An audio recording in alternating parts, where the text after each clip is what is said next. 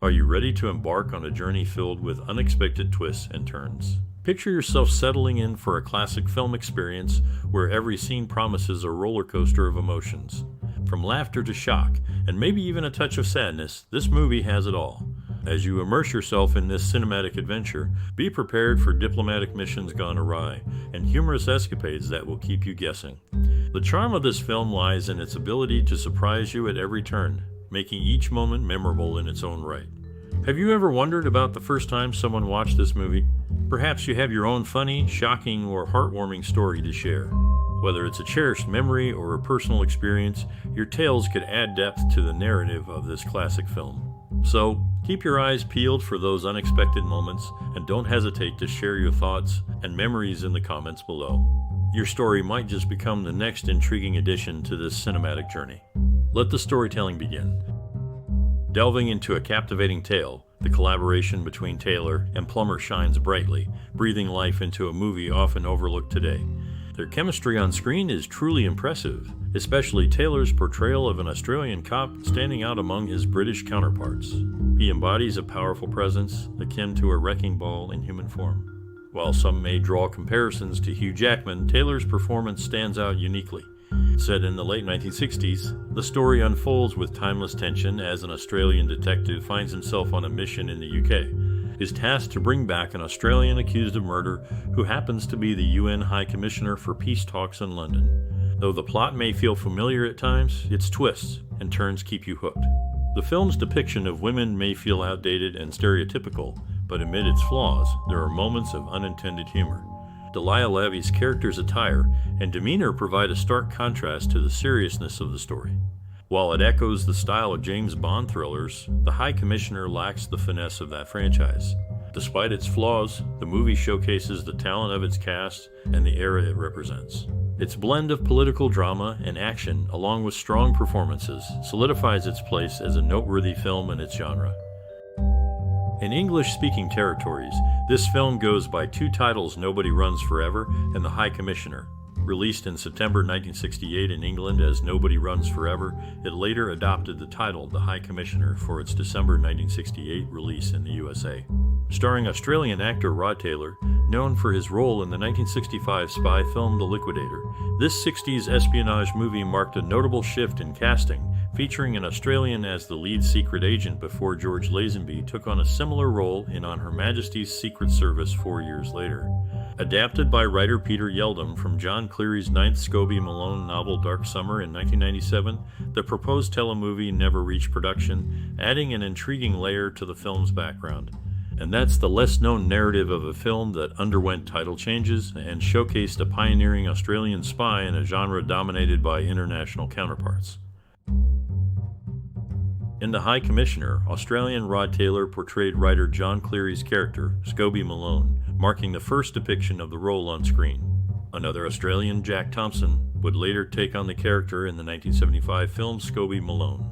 Christopher Plummer, known for his roles in The Sound of Music and Malcolm X, has had two of his films selected for the National Film Registry by the Library of Congress.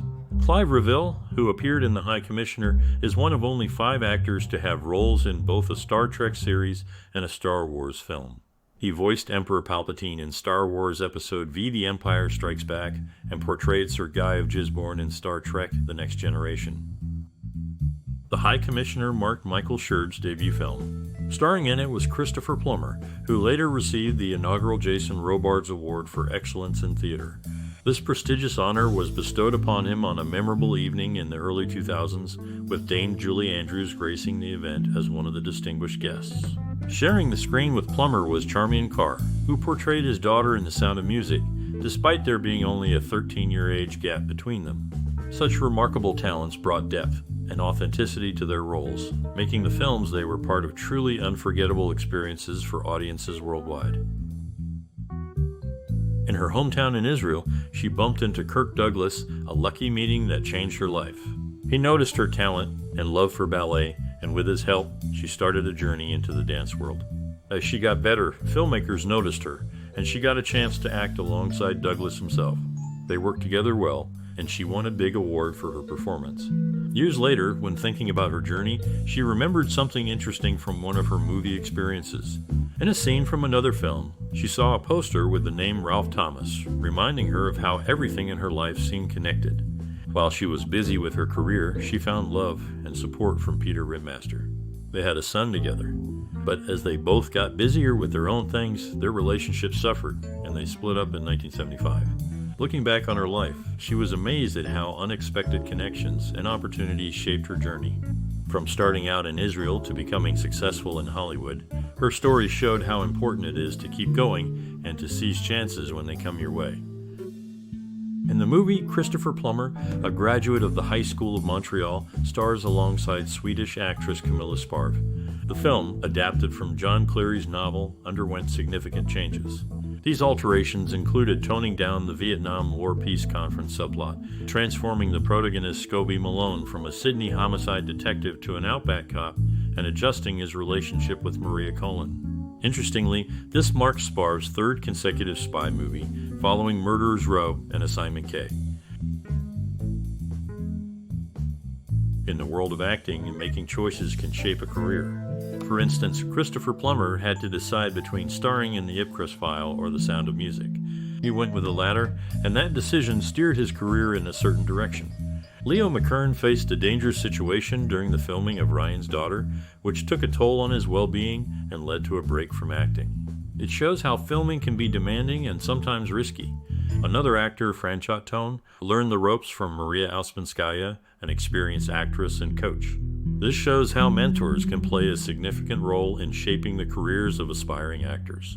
Each of these instances sheds light on the twists and turns actors' face in their journeys and the importance of the decisions they make along the way. In the world of acting, Christopher Plummer and Franchot Tone stand out for their diverse careers. Plummer's acting journey began with his first paid role in a film called Machina Infernal alongside William Shatner. Interestingly, they reunited later in Star Trek VI: The Undiscovered Country. Plummer once turned down the role of Gandalf in the Lord of the Rings movies, later regretting it when it went to Ian McKellen. Franchot Tone, on the other hand, was part of the original group theater, which brought Stanislavski's techniques to America. Both actors, along with others from their era, made significant contributions to American theater and film. Their stories of collaboration, decisions, and dedication continue to shape the entertainment industry today.